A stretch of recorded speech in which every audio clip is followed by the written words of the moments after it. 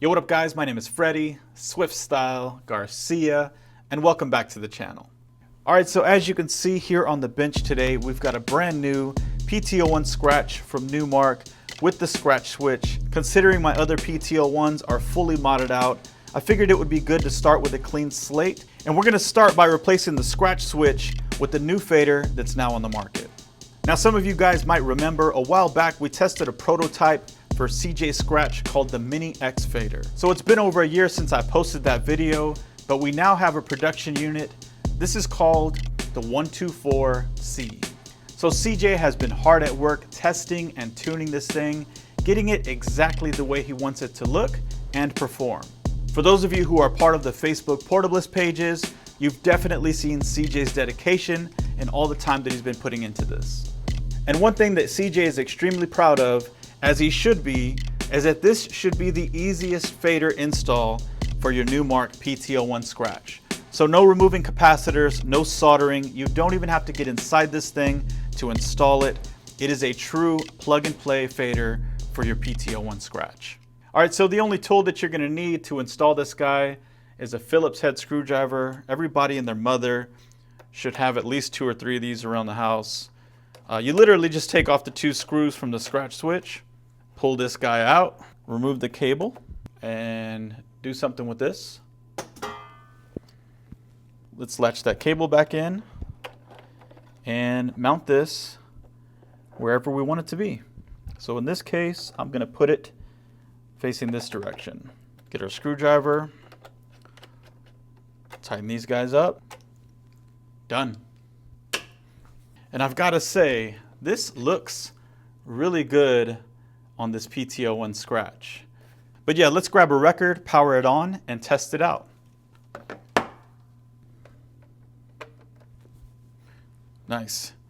You can see this thing just lit up. That's dope. So I guess this light indicates when your fader is open. That is really sick. That's a surprise to me, and I like that. So one thing that I will say that I noticed right away, just like the prototype that I tested, the throw is really short. It seems like it's a little bit longer than the previous model, and I don't think this should be a bad thing. It's definitely not like the scratch switch at all. I mean, it has some throw, but it's shorter than the other models that are in the market. All right, so let's check it out. Yo, not used to using these stock tone arms. What tone arm do you guys want me to put on this thing? Let me know in the comments. Dang, no start stop button either. Check that out. That's crazy. Come on, I'm a pimp. Yeah. Come on, I'm a pimp. Yeah. Come on, I'm a pimp. I'm a pimp. I'm a pimp. Yeah. So, does that indicate it's off? This is it. This is it. Yes. This is it. Yes. Wait a second. This is it. Yes.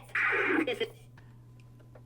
All right, so because of the logo placement, I was thinking that it needed to be the other direction and that when the fader was open, the light was on, but actually it's the opposite. So when the fader is closed, the LED or the light inside is on, and when you open the fader, it's off. All right, so let's check it out. Come on, I'm a pimp. Yeah. Come on, I'm a pimp. Yeah. Come on, I'm a pimp. Yeah. Come on, I'm a pimp. Yeah. Come on, I'm a pimp. Yeah.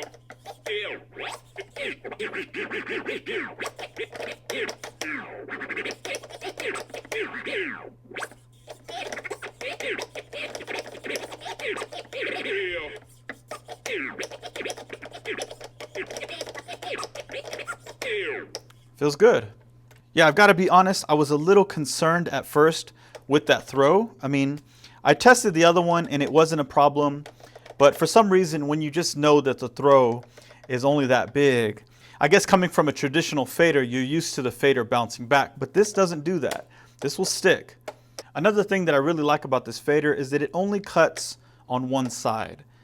Me personally, I do not prefer or recommend a portable fader to cut on both sides, especially with a short throw. I do not like, and I've never heard anybody utilize that scratch. And you guys know what I'm talking about when somebody sits there and just rams the fader back and forth to give you that transform effect. And it's just my opinion, but yeah, not a cool scratch. All right, so that was the installation of the 124C fader from CJ Scratch. I think if you're just getting into the portable scene, maybe you're not too tech savvy, you don't know how to use a soldering iron, or you just don't want to open up your PT-01 Scratch, then this fader is definitely a good option for you.